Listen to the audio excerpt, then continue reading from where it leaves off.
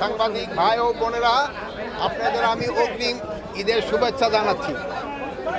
তা আজকে আমি আসছিলাম এই বাস স্টেশনের অবস্থা দেখার জন্য এবং কোনো ধরনের ভাড়া বেশি নেওয়া হচ্ছে কিনা।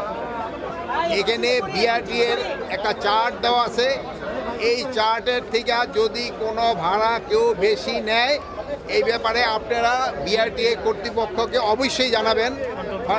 এখানে কন্ট্রোল রুম রয়ে গেছে, আমাদের পুলিশের কন্ট্রোল রুম রয়েছে, কিন্তু আমি এই পর্যন্ত ইন্সপেকশন করে যা দেখলাম ভাড়া আপনারাও দেখছেন সবাই, মানে নির্ধারিত যে ভাড়া আছে ওই ভাড়াই কিন্তু সবাই এখনও যাচ্ছে। দুই একটা ছোটোখাটো কমপ্লেন আছে, ওটার এগেনস্টে আমরা অলরেডি ব্যবস্থা নিচ্ছি।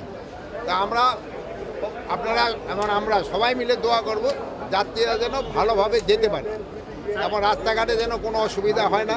আপনারা দেখছেন আমি ড্রাইভারও জিজ্ঞেস করে দেখছি তারা পুরাটা রেস্ট পায় কি না। যেহেতু ড্রাইভাররা যদি রেস্ট না হয় তো অনেক সময় দুর্ঘটনার একটা সম্ভাবনা থাকে, এই জন্য ড্রাইভারও যেন রেস্ট পায় এই ব্যবস্থার জন্য মালিকদেরও বলা হয়েছে এরা যেন রেস্ট পায়। এবং দুই একটা আপনাদের সামনে চেক করে দেখা হয়েছে তারা মোটামুটি রেস্ট পেয়েছে। এই তো ছিল। এবার ওভারঅল ঈদ যাত্রাকে কিভাবে মূল্যায়ন করবেন? আমরা গত কয়েকদিন দেখছি যেভাবে কিছু কিছু অভিযোগ থাকলেও সব মিলে সন্তুষ্টি প্রকাশ করেছে, স্বস্তি প্রকাশ করেছে, সব মিলে সরকারের কি উদ্যোগ ছিল? আপনারা এই সরকারের উদ্যোগ ছিল দেখেই তো আপনি যে বললেন যে লোকজনে স্বস্তিতে যেতে পারছে। একে সরকারের ব্যবস্থাপনা ছিল দেখেই কিন্তু এই স্বস্তিতে হচ্ছে।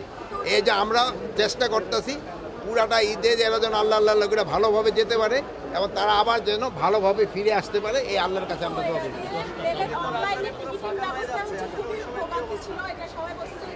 আমি রেলের ওখানে তো যাইনি, আমি যদি আগামীকাল গেলে আমি হয়তো সেই সম্পর্ক। যাত্রা সবারই স্বস্তি হচ্ছে, এখন রাজধানীটা পুরোটা খালি হয়ে যাচ্ছে।